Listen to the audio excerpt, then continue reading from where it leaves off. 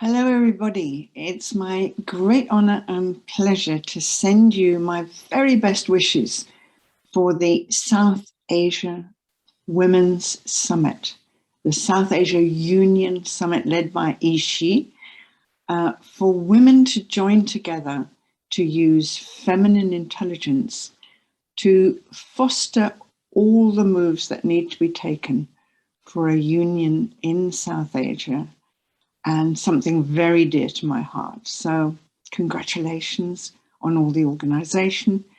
And I'm wishing you, and I wish I could be with you, but since feminine intelligence is the issue that is key to what you're doing, that's what I wanted to talk about. And nowadays, everyone's heard of emotional intelligence, first identified and researched by Daniel Goleman, and he highlighted the importance of emotional intelligence and how it has supplanted the IQ tests as the marker of real success in work and leadership. And now it's making itself known. And this is something I find that is identified often as feminine intelligence and feminine energy.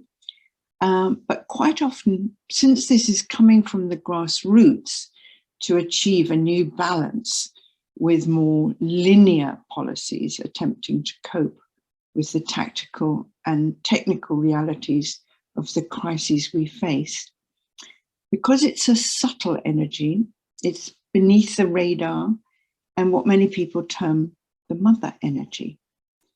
And it's not easily quantifiable. It's not loud, it's not forceful, it's not overbearing. And it draws power from healing and creating harmony. An example of it would be the poised, calm conduct of many female prime ministers during the first pandemic.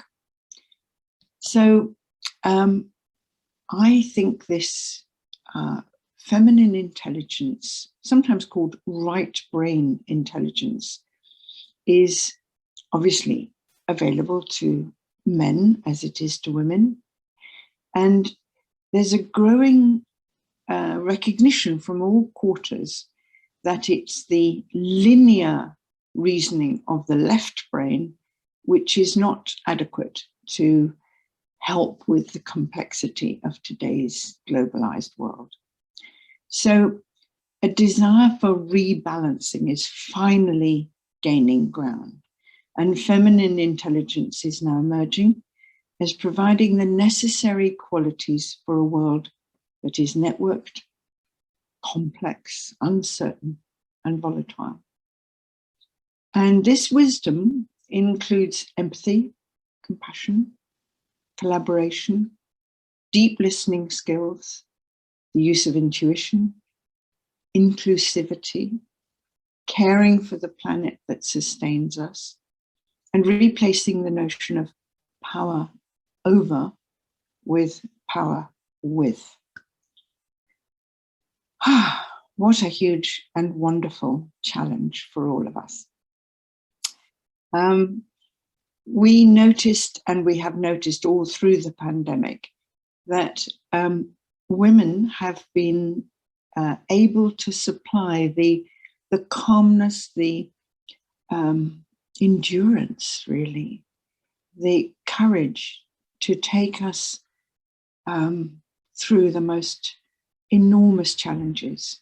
And I know that in South Asia, you have felt these challenges far more than we have. And I think of you daily. And it's a very, very important step for women to show their leadership. We know that, for example, when women are engaged in peace negotiations, there's a 35% increase of an agreement lasting at least 15 years longer. And why is that? Well, it's because you often find that peace negotiations are led by combatants, former leaders of combatants from both sides. And what they're interested in is power, territory, money, resources. Whereas when women come to the table, the negotiating table, what they bring is the condition of the victims of war, the children who've been orphaned, those who are suffering from post-traumatic stress disorder, those who've witnessed horror, those who need help with burying their dead. These are the concerns that women bring to the table. And when they're attended to in the peace agreement, that agreement naturally lasts longer. So I'm wanting to bring to your notice the cycle of violence that many of you know only too well, and how the intervention of women is important in this cycle of violence. I'll send a diagram that I hope Erica will be able to show you, but it indicates how when an atrocity happens, a terrible incident of violence, the result of it is shock, fear, and then grief.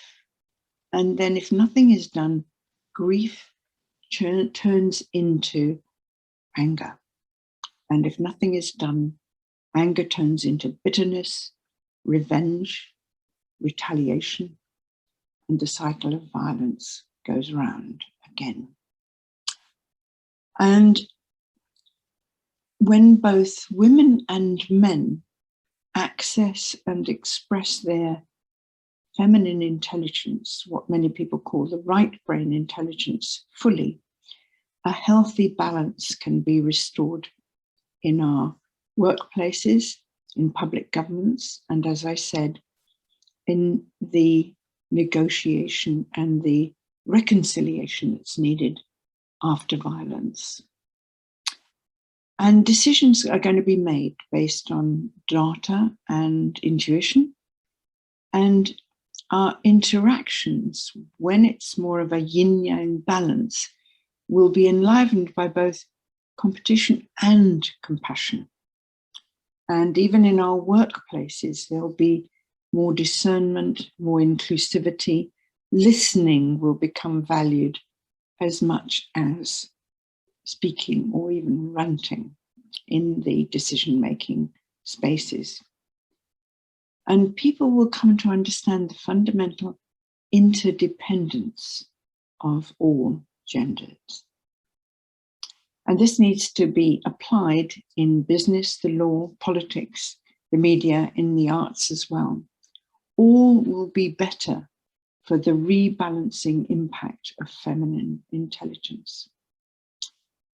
I know that all of us have experienced recently, watching the crisis in Afghanistan, what happens when feminine intelligence is not employed, when planning is not properly carried out, when the chaos that results from that very long war is exacerbated by such a sharp and sudden pullout.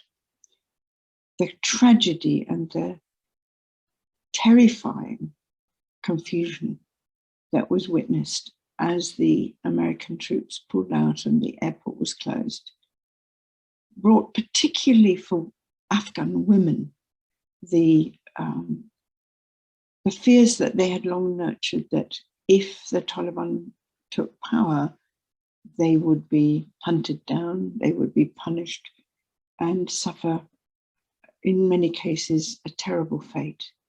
So our hearts and minds are with them in these days when we see whether the Taliban will fulfill their promises to give women back their rightful role, which they had gained in Afghanistan.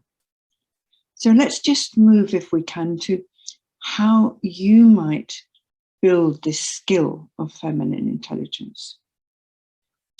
So this skill puts a spotlight on the skill of using your intuition. The biggest mistakes I've made in my life have been when I overrode my intuition, relying instead on my logical brain. So the secret is to notice what's going on inside you, seeing where your internal decision-making is taking place. So when you have to make a decision or take a course of action, pause before you jump. Let your senses calm down. Give your linear brain, your left brain, a break, and look inside where you probably have what we commonly call a hunch. Listen carefully to that hunch. Your hunch may situate itself in your gut, as in, I have a gut feeling, or in your heart. Breathe slowly and allow this hunch a bit of space. Let it flower. And if you have that gut feeling that what you want to do is quite right for the situation, allow yourself to express it. It may come out haltingly to yourself or to another person, but don't feel self-conscious, because some of the world's greatest physics problems were solved by people who started with a hunch. And this may be your personal moment of eureka. Honor it. The age we're living through desperately needs people with these skills. And any one of us can develop them. But in order to do that, we have to wake up. And waking up means more than mindfulness and meditation, although that's incredibly important. It means staying highly aware of what's happening in the moment, so that our mind, our brain isn't distracted by how am I doing? Do I look good? Do I sound good? Which we're all, including me, distracted by. But actually being able to sink right into the body and be conscious of what's happening to all of those around you. And all the aspects of feminine intelligence are set out in a chapter of a book I've just written, but I'd like to just run through them now, if I may. And those aspects are, first of all, compassion. And compassion is when we have empathy, but we put it into action. In other words, if we see somebody who's really in trouble, homeless, on the street, we feel immediately an empathy for them. But when we don't just walk past, but we go and fetch some hot soup for them or something nourishing, talk with them, and that is compassion in action, because we do something because of what we feel.